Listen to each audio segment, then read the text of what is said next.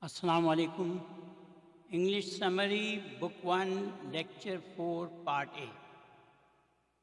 What we are doing at the moment is only Madi, Fail al-Madi. It is called perfect verb and it is past tense.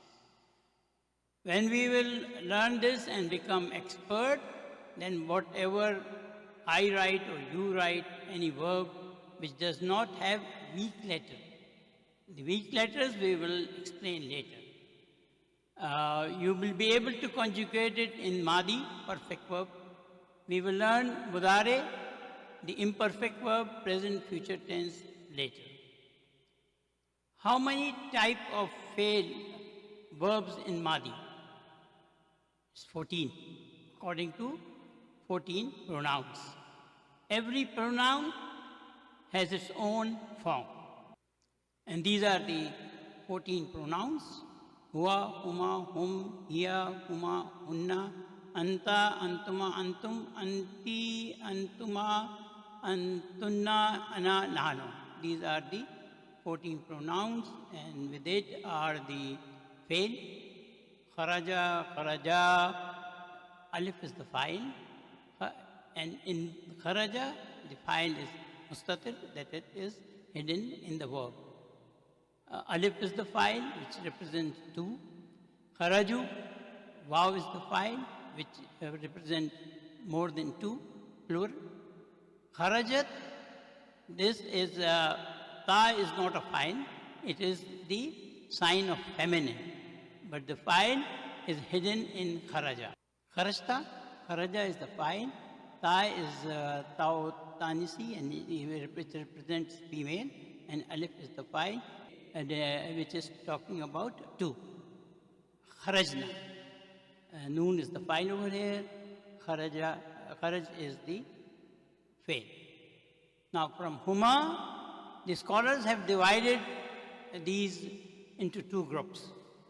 The first group consists of from Hua to Huma. And you will find on the Lam Kalma, the third radical, it always have a vowel sign. Ja, pata, dhamma, pata, pata. So it's on the third radical, which is Lam Kalma, there is a vowel sign. The other group, it is of 9 fail from Hunna till Nahnu. And in this, on the Lam Kalma, which is the third radical, there is a sukoon. Kharaj, kharaj, kharaj, kharaj, kharaj, kharaj, kharaj, kharaj, kharaj. So these are the 2 groups. This is what we have studied, starting from Hua to Huma. The Lam Kalma, third radical, has a vowel sign, and the subject which is attached to it has no vowel sign. When there is no vowel sign, that means it has a sukoon. We do not write alif, sukoon on alif, but it is understood that alif has a sukoon. Now, these are the 3 vowel signs, which you know now, till now, dhamma, pata, and kasra. The 4th thing is the sukoon, which is not a vowel sign. So, if there is no vowel sign, we write on the letter like this sign, which is the sign of sukoon. Arabs normally don't write, but the non-Arabs do write it, but not on alif. The 2 Hua pronouns, Hua, and here the file subject is mustatir, that it is hidden in the verb. As I have mentioned above, the scholars has divided these 14 forms of Madi into 2 groups. One group consists of 5 from Hua to Huma, in which we can see subject in 3 of them. And the 2 are mustatir, that the subject is hidden. And they call this group Sakin pronouns, Zamair Sakina. Zamair is the plural of Zamir. The other group consists of 9 from here to Nahnu.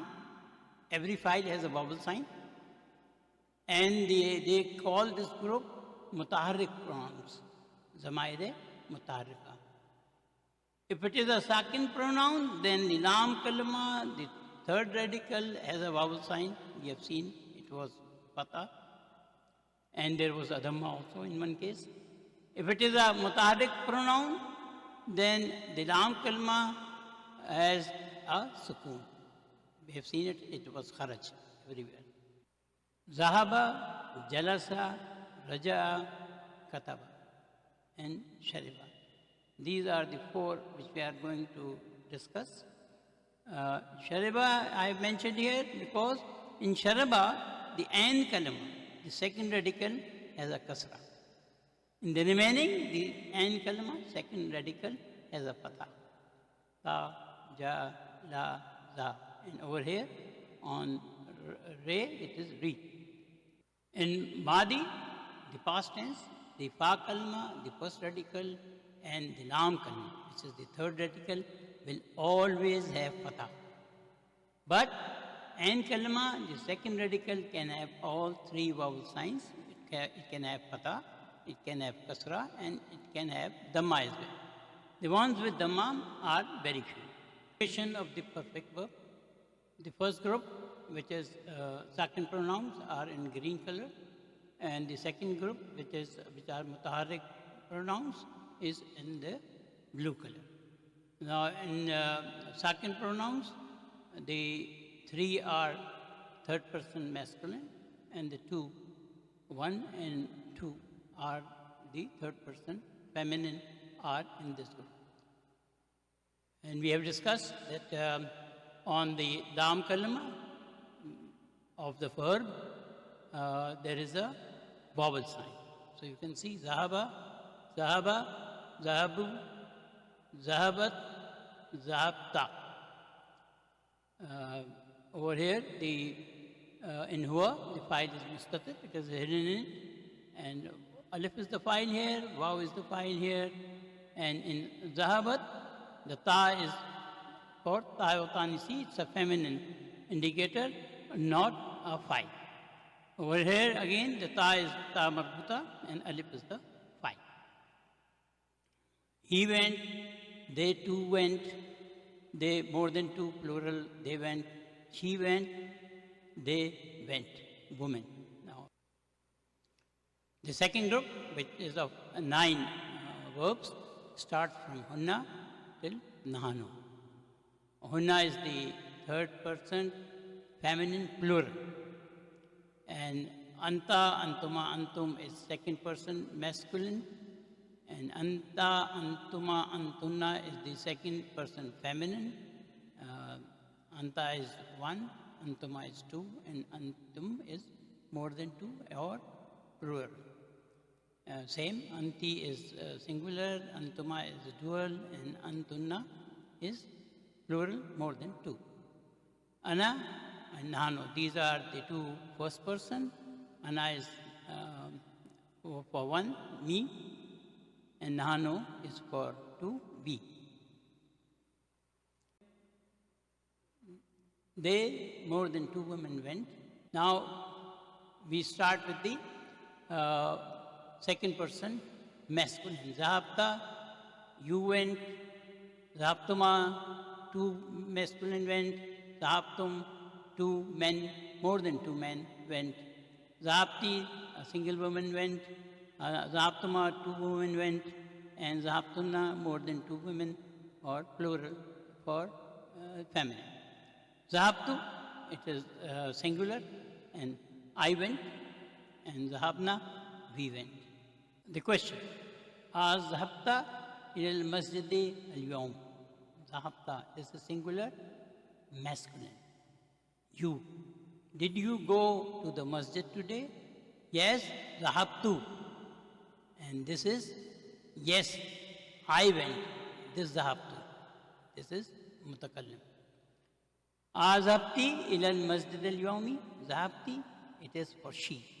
Although you will write, you are asking, feminine, do you go to the masjid today? She will reply, Zahabtu, because the first person singular is similar for male, masculine, and feminine. Yes, I went. Azabtum ilal masjid al-ayami. Tum is for second person masculine plural, that is more than two. Did you all go to the masjid today? Naam, zahabna. Yes, we went. And even if it is feminine, the answer will be the same, zahabna. If you do 2 or more conjugation every day, you will become very strong. If there is a fail, there has to be a fail. This we must know it by heart. And they have a special relationship, the fail and the fail. The fail cannot exist without the fail. They both live together. Let's practice the other 3. Jalasa, jalasa, jalasu, jalasat, jalasta, jalasta, jalasta, jalastuma, jalastum, jalasti, jalastuma, jalastunna, jalastu, jalasna. Raja'a, raja'a, raja'u, raja'at, raja'ata, raja'ana, raja'ata, raja'atuma, raja'atum, raja'ati, raja'atuma, raja'atunna, raja'tu, raja'na. Kataba, kataba, katabu, katabat, katabata, katabna, katabta, katabtuma, katabtum, katabti, katabtuma, katabtunna, katabtu, katabna. So you have the conjugation sheet like this, and at the moment we are filling the Madi. So you do for these 4 fails all the 14 verbs which with the pronoun. And we should remember pronouns. And I think that his song is very good. I cannot sing like that. But huwa, huma, hum, hiya, huma, hunna, anta, antuma, antum, anti, antuma, antunna, ana, nanu. Lesson 5 is a very important lesson. And it will be discussed again and again and again. But it's a very important lesson. We have to understand it properly. Possessive case, in which the possession is described. How do you describe possession in English? By using of and use possessive s. Pen of Muhammad, Muhammad's pen. Now, this over here of is used, and over here s, possessive s is used. Book of Muhammad, Muhammad's house, house of Hamid, Hamid's house. This is how you do it in English.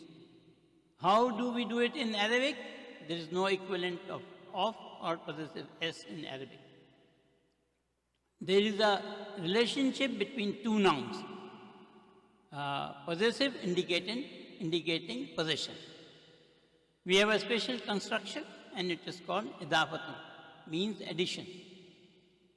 Represents possessive case.